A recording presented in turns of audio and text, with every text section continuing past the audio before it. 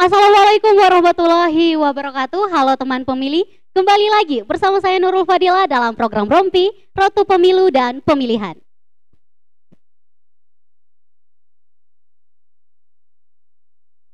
Indonesia, sukseskan demokrasi, jadi pemilih berdaulat. Nah, teman pemilih, seperti yang kita ketahui bersama bahwa insya Allah tahun 2024 pemilu dan pemilihan akan diselenggarakan secara serentak. Dan di awal tahun 2022, tahapan pemilu dan pemilihan di Kabupaten Goa sudah akan diselenggarakan. Nah, tentang penetapan daerah pemilihan menjadi salah satu awal tandanya tahapan sudah dimulai.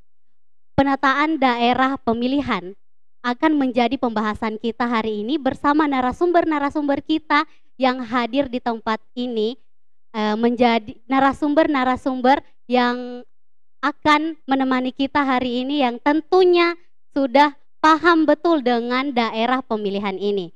Narasumber pertama kita sapa dulu deh narasumber-narasumber kita hari ini. Assalamualaikum Bapak. Waalaikumsalam. Apa kabar Pak? Alhamdulillah baik ya Pak.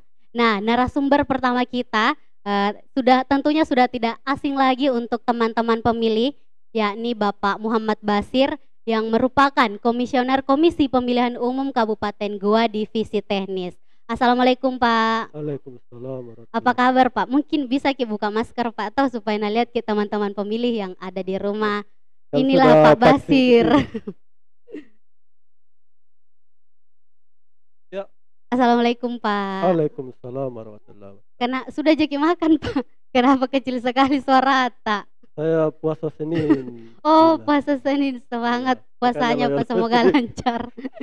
Nah, narasumber kedua kita Bapak Muhammad Basri atau biasa dipanggil dengan Deng Matayang. Assalamualaikum Pak. Waalaikumsalam warahmatullahi wabarakatuh. Apa kabar Pak? Alhamdulillah. Alhamdulillah baik. Nah, Pak Deng Matayang ini adalah seorang sejarawan Goa yang menuliskan buku yang berjudul Mentari Bersinar di Goa. Nah, beliau diundang di sini khusus untuk membahas tentang bagaimana sih sejarah Kabupaten Goa. Mungkin bisa dijelaskan Pak tentang bagaimana sejarah Kabupaten Goa di masa demokrasinya, mungkin pada masa kerajaan yang ada di Kabupaten Goa. Makasih. Assalamualaikum warahmatullahi wabarakatuh. Saya menyapa dulu untuk para pemilih di acara Rompi dilaksanakan oleh KPU Kabupaten Goa. Saya diminta untuk menjelaskan sedikit tentang bagaimana sejarah Kabupaten Goa khususnya dalam perspektif demokrasi.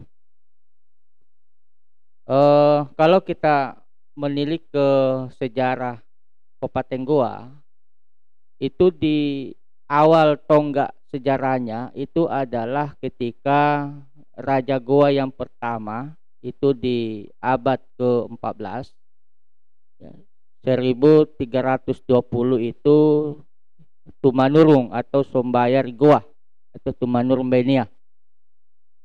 Ini yang menarik Bu, saya panggil Dila ya, Bu Dila dan Pak Basir serta pemilih, bahwa awalnya Goa itu adalah negeri yang diami oleh 9 negeri, di mana 9 negeri ini selalu melakukan kekacauan, peperangan dan lain sebagainya.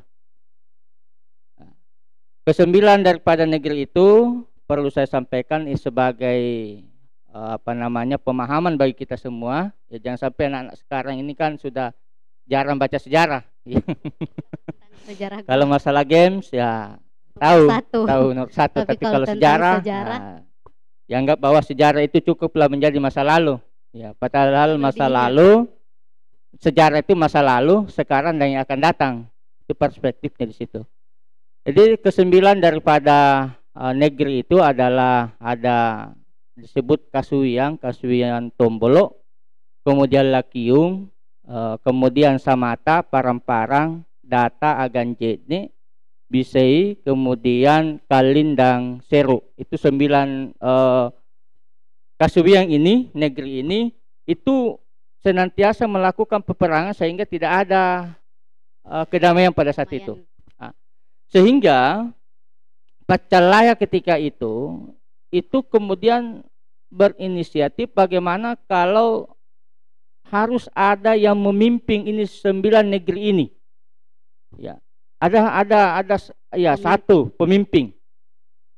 Maka diceritakan, ya, walau tapi diceritakan dalam sejarah bahwa itu diketahuilah bahwa, ya, ini kan ada dulu yang diperintah untuk mencari itu, ya, pada saat itu ada Galanrang Tombolo dengan mengasah pada saat itu. Ditemukanlah bahwa di Bukit Tamalat itu di Takabasia ada perempuan, ya, yang cantik dengan pakaian yang mewah itu duduk di atas batu dengan dibawa oleh cahaya. Nah, inilah sehingga kenapa dikatakan Tumanurung. Sebenarnya karena tidak ditahu asal usulnya, Bu, itu. Jadi tidak ditahu asal usulnya sehingga dikatakan Tumanurung. Ya, kalau di daerah Bugis itu Tomanurung, ya, karena ternyata di hampir di semua wilayah-wilayah di Sulawesi Selatan itu ada Tumanurungnya semua. Wajo termasuk Sopen dan lain sebagainya itu ada Tumanurungnya. Nah, negeri ini kemudian bersepakat untuk mengangkat Tumanurung ini. Jadi mereka, dan itulah tonggak awal demokrasi. Ya, tonggak awal demokrasi. Karena kan demokrasi itu ketika itu dari bawah ke atas.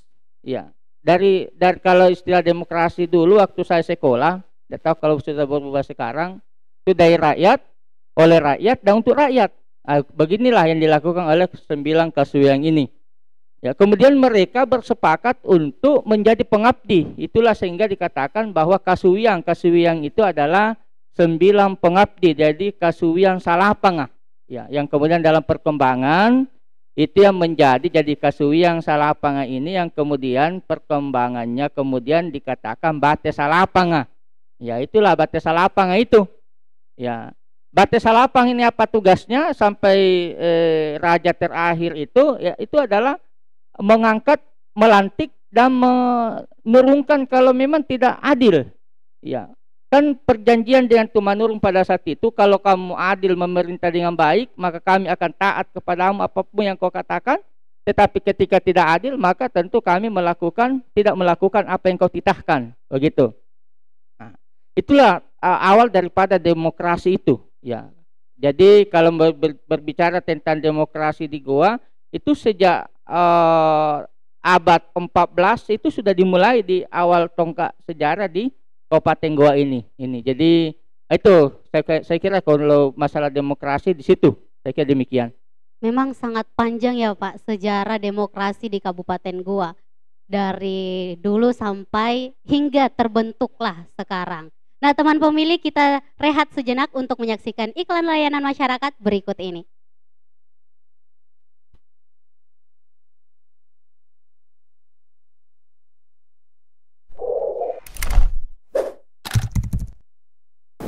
Assalamualaikum warahmatullahi wabarakatuh.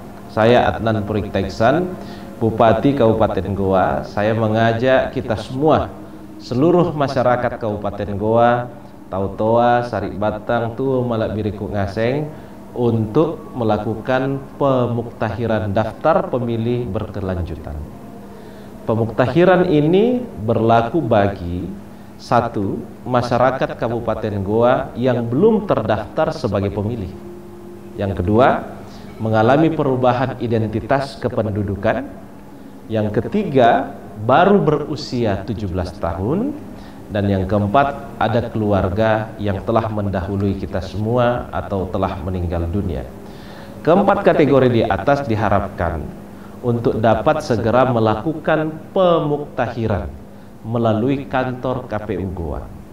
Bersama kita mendukung pemuktahiran daftar pemilih berkelanjutan tahun 2021, pemilih berdaulat, negara kuat, Pore Goa. Wassalamualaikum warahmatullahi wabarakatuh. Rewa ke gua.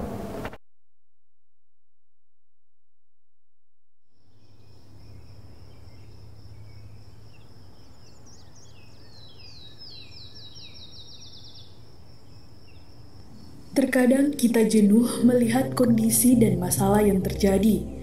Saat proses pemilu di negara ini, suburnya praktik politik uang, sogokan, isu sara, hoaks dan perilaku curang oknum yang ingin menang dalam pemilu. Lalu karena kondisi ini, kita diam atau bahkan ikut menjadi pelaku.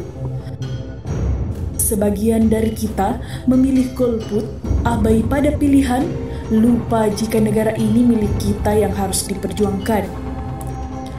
Para pemimpin, para wakil rakyat yang duduk di sana adalah orang-orang yang harus kita pilih dengan seksama.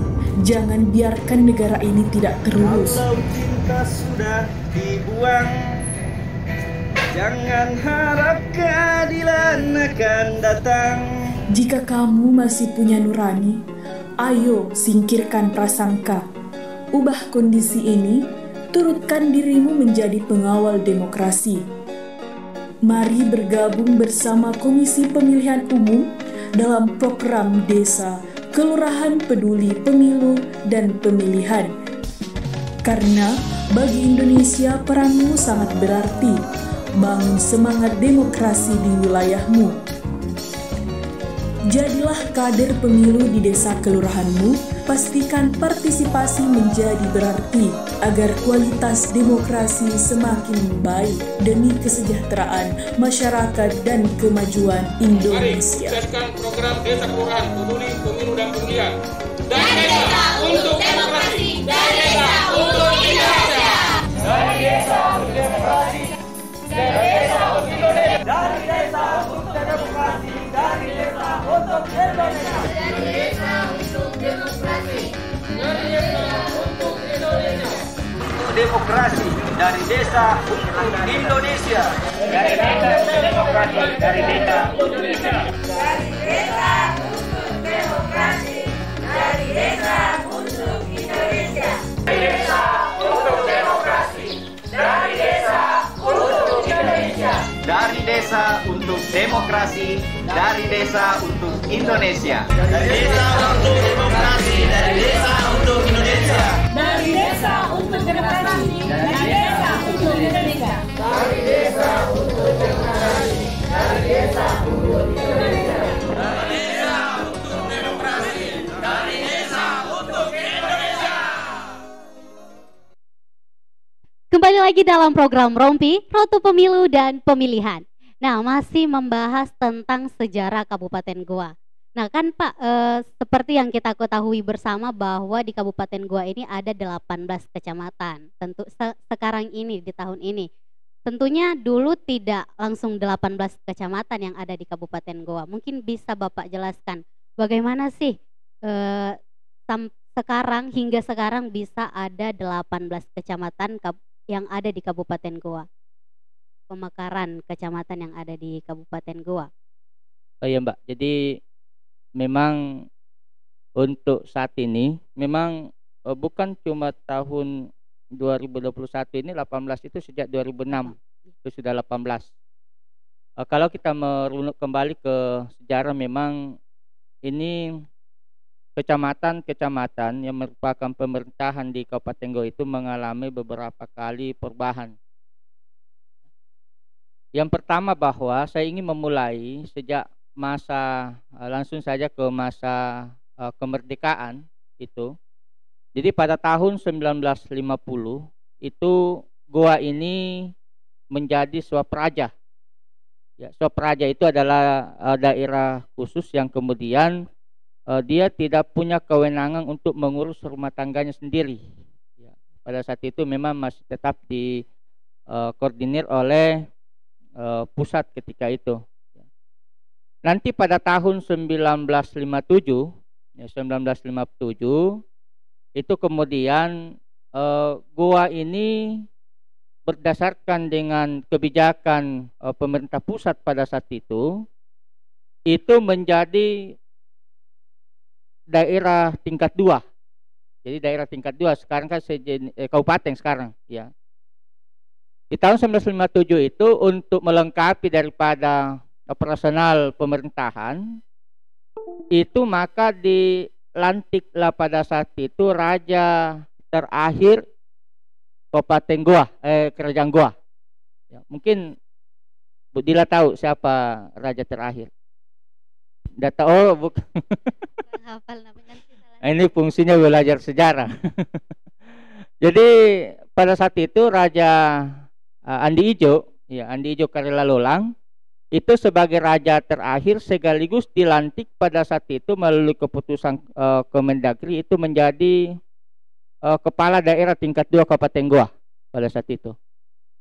Ya, yang pertama. Jadi beliau Andi Ijo itu istimewanya dia adalah raja yang terakhir, ya raja yang memiliki kekuasaan. Ya setelah ini kan masih ada raja-raja yang secara adat dan budaya. Ya, kemudian Raja Andi Ijo terakhir, kemudian dia merupakan bupati pertama atau kepala daerah pertama pada saat itu. Nah, daerah tingkat 2 Goa pada saat itu belum dalam bentuk kecamatan, Budila.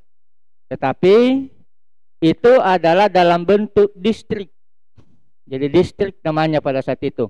Ya, distrik pada saat itu ada 12.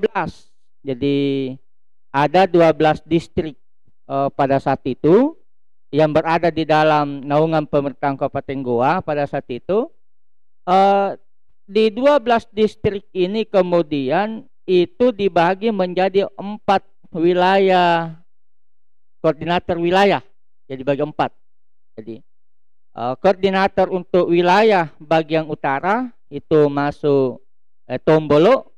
Ya, kemudian masuk di situ Mangasa, kemudian ada Patalasang, ya, kemudian ada Boroloe, kemudian ada Borisalo dan ada Manuju. Itu. Nah, ini kan nanti sudah tergambarkan di situ. Oh, ternyata kenapa terbagi-bagi begini nanti. Itu. Jadi itu untuk wilayah utara. Untuk wilayah selatan itu ada distrik Limbung dengan distrik Bontonompo. 2 saja di situ, tapi luas wilayahnya.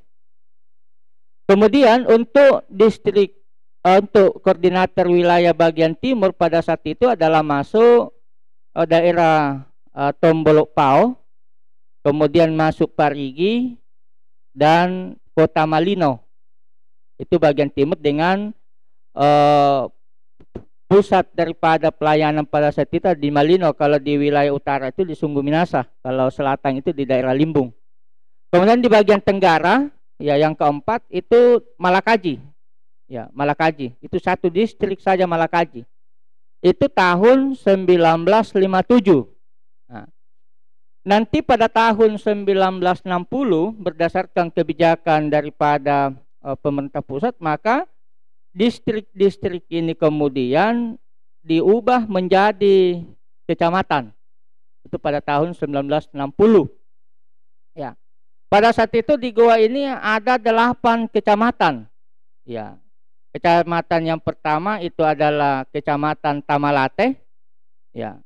Kemudian kecamatan yang kedua itu adalah Kecamatan Panakukang. Kecamatan ketiga itu adalah Kecamatan Bajeng. Itu Bajeng itu dari distrik Limbung. Ya. Kemudian kecamatan selanjutnya adalah Kecamatan Palangga dari distrik Limbung juga yang diubah. Kemudian Kecamatan Bontonompo, ya. Kemudian Kecamatan Tompok Bulu, ya. Kemudian Kecamatan pada saat itu adalah Kecamatan Bontomaranu. Jadi ada 8, ya.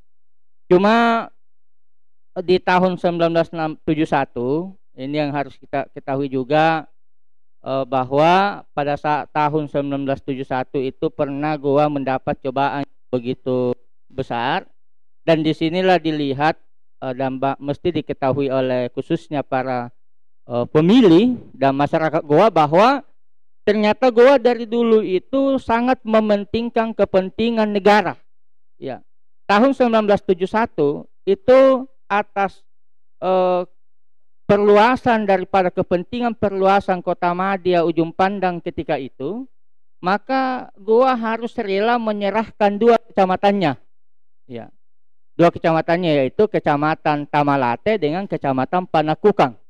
Jadi Panakukang itu pernah jadi wilayah kita. Ya. MP senenya tidak diserahkan, MP itu milik gua itu. Ya, kemudian ikut di situ adalah 10 desa di Palangga, Kecamatan Palangga, termasuk Desa Barombong. Nah, Desa Barombong bukan perbatasan, yang ada pantainya, Tanjung. Nah, itu. Nah, disinilah sebenarnya kalau kita mau egois, kita harus pertahankan, karena gua itu dulu terkenal dengan kerajaan maritim, dengan lautnya, ketahanan lautnya, kemudian ya pokoknya cuma atas ya besar pada saat itu. Ya, cuma karena kepentingan Kota Madia mau diperluas dan ini adalah kepentingan kita bersama sebagai masyarakat Sulsel, maka gua menyerahkan itu. Nah, sebagai penggantinya, maka pada saat itulah dibentuklah Kecamatan Somba Opu dengan Kecamatan Paraloe. Jadi itu penggantinya di tahun yang sama.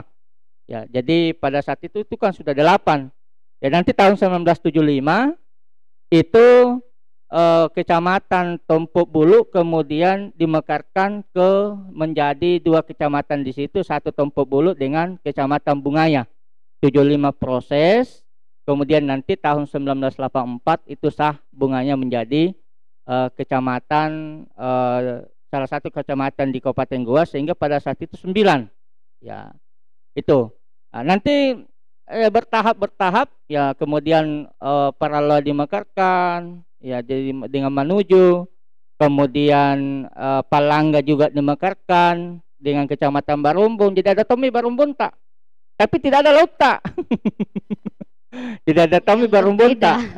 Dalam sejarah ditulis Barombong masih ada, cuma bukan Barombong itu yang dimaksud.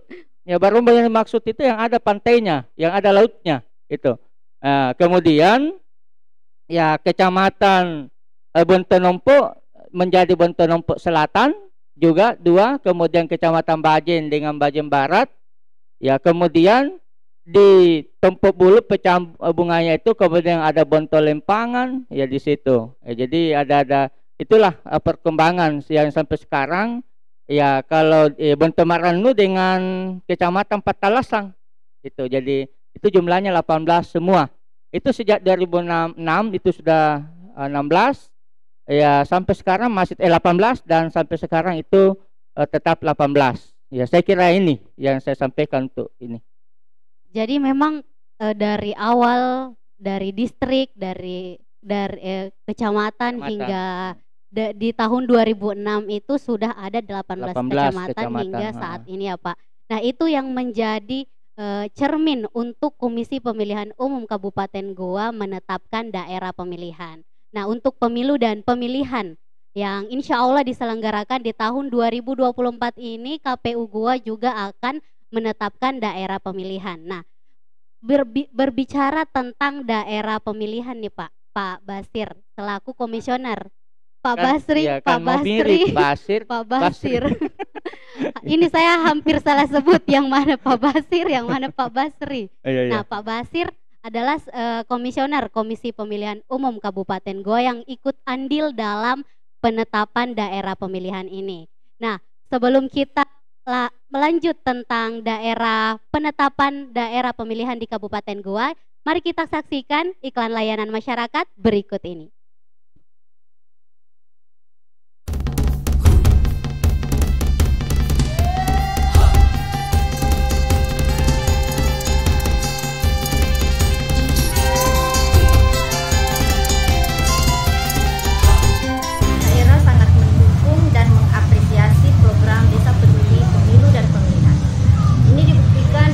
Dilaksanakannya penandatanganan perjanjian kerjasama antara pemerintah daerah dengan Komisi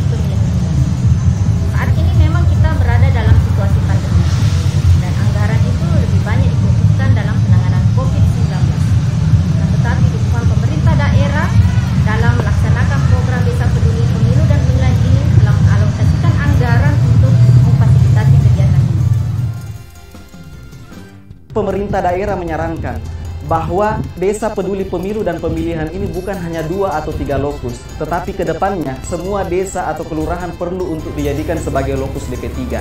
Karena animo masyarakat sangat mengapresiasi kegiatan ini.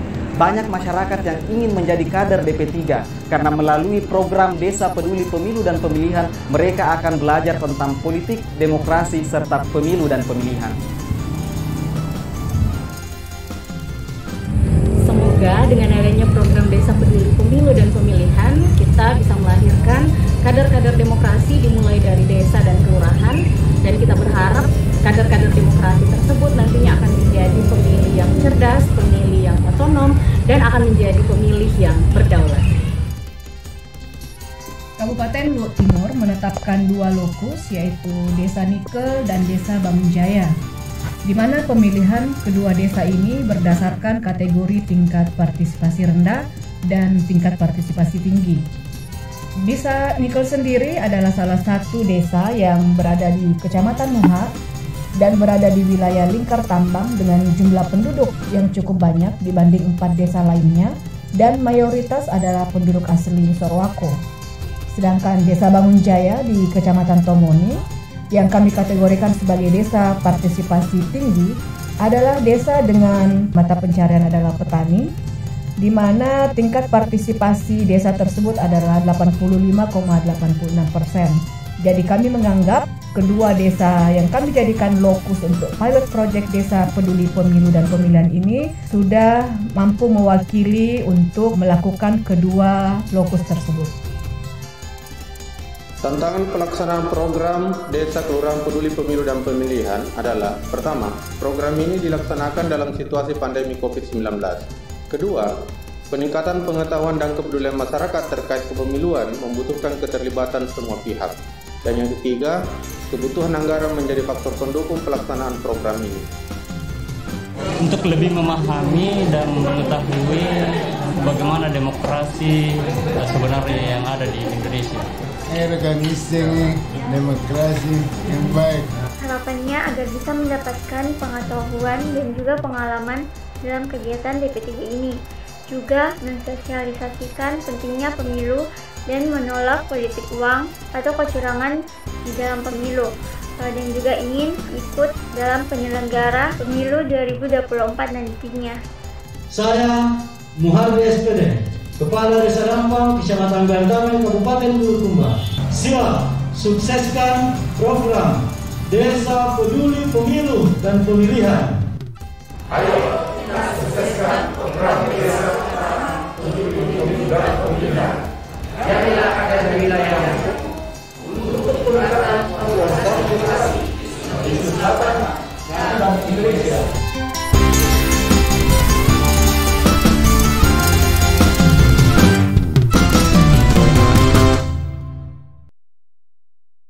Oke, kembali lagi dalam program Rompi Road to Pemilu dan Pemilihan. Nah, berbicara tentang dapil atau daerah pemilihan.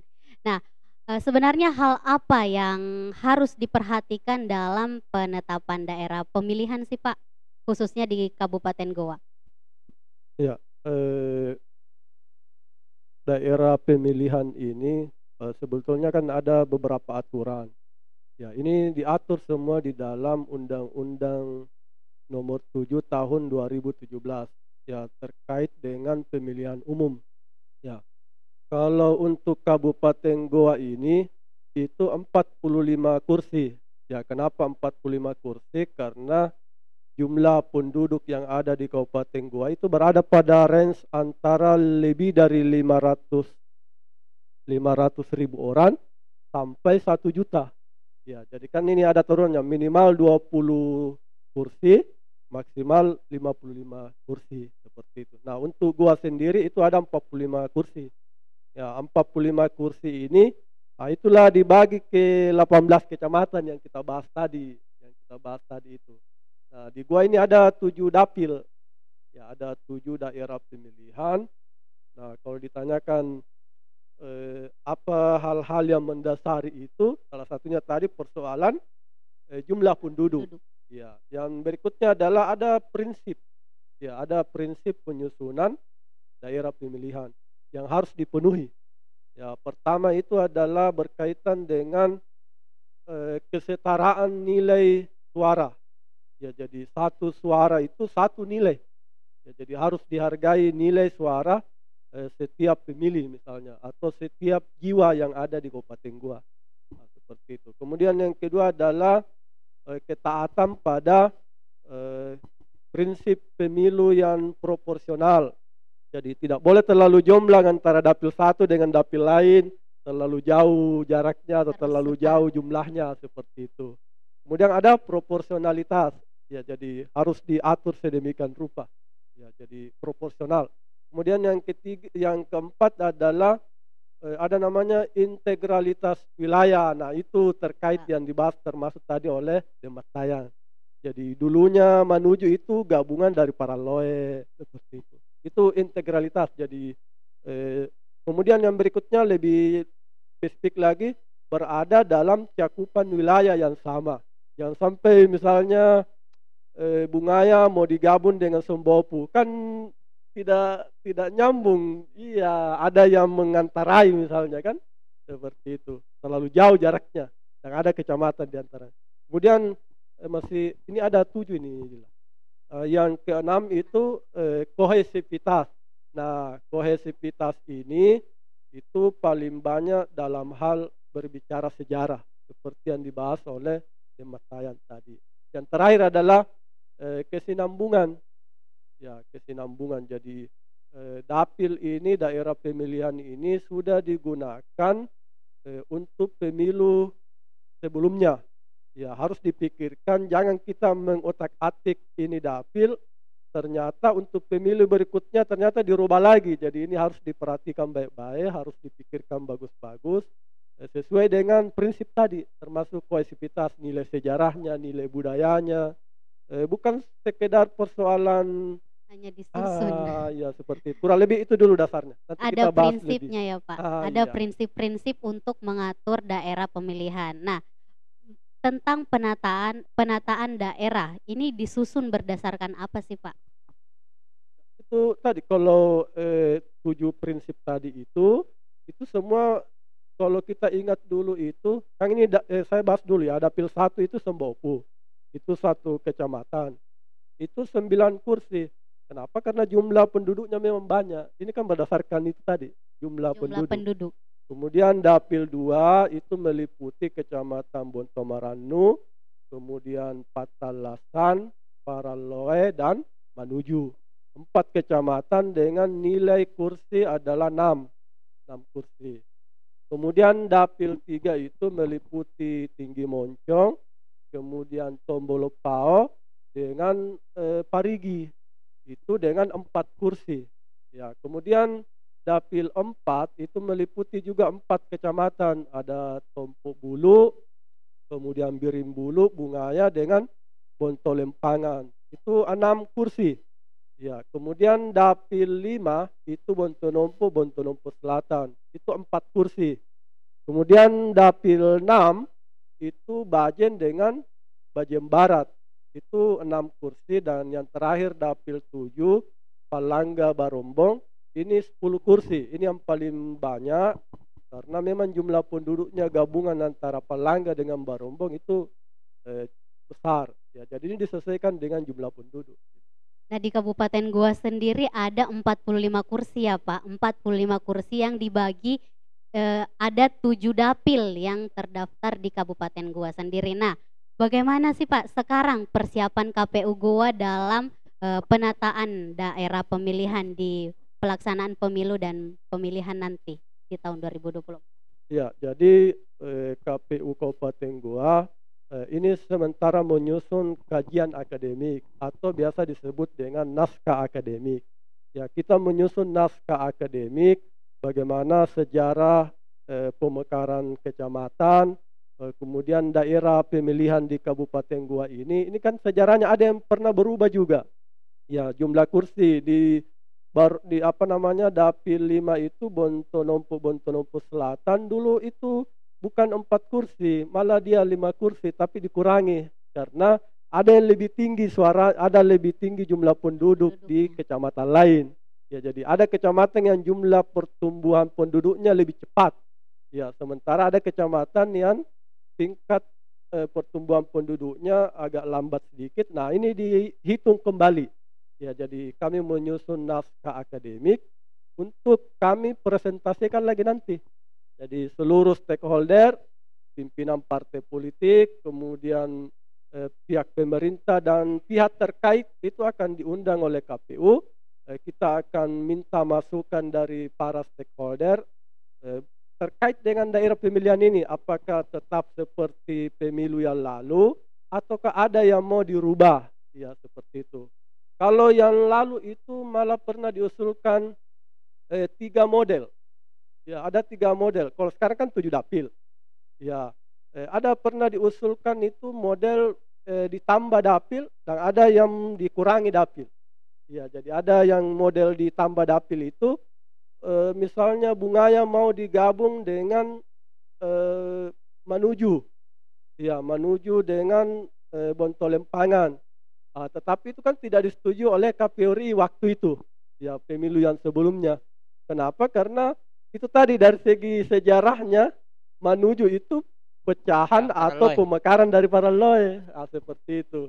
Iya, jadi tapi itu nanti kita tawarkan lagi kembali ke stakeholder, masukan-masukan dari para yang ahli, termasuk dari para sejarawan, termasuk dari Matayang ini yang paham sejarah pemekaran kecamatan di Goa. Itu kita minta nanti pertimbangan-pertimbangan dan termasuk yang nanti peserta. Ini kan kepentingan masyarakat dan kepentingan partai politik, seperti itu. Jadi saya kira itu. Jadi penataan daerah pemilihan ini berdasarkan jumlah penduduk yang ada di Kabupaten Goa ya Pak? Tentunya. Berdasarkan jumlah penduduk untuk jumlah kursi dan memperhatikan 7 prinsip tadi, ya, yang ada di pasal 185. Tentunya sudah diatur oleh peraturan yang berlaku. Nah, terakhir nih Pak, dari Deng Matayang, mungkin ada pesan khusus untuk KPU Goa dalam proses penataan daerah pemilihan ini? Dan untuk pesan untuk masyarakat Kabupaten Goa mungkin ada, silahkan Pak. Jadi pesan saya mungkin untuk KPU tetap bekerja maksimal, ya jujur, adil, ya karena KPU itu adalah sebetulnya tonggak keadilan bagi rakyat. Kemudian suara rakyat itu dilindungi KPU. Kemudian untuk masyarakat Kabupaten Goa, mari untuk memilih, karena pilihan tak ini itu membawa baik buruknya daripada Kabupaten Goa ke depan itu tergantung daripada partisipasi tak di dalam ikut pemilihan umum yang dilaksanakan pada tahun 2024 yang akan datang. Terakhir untuk masyarakat Goa, saya kira dengan aktif memilih, hadir memilih berarti telah menanamkan tonggak demokrasi di kabupaten kita ini. Saya kira demikian. Terima kasih Pak. Nah, Pak Basir, mungkin ada yang ingin disampaikan untuk masyarakat Kabupaten Goa, teman pemilih, silahkan Pak. Baik, ya makasih. Jadi kalau saya untuk masyarakat tadi kan sudah dijelaskan dapil masing-masing.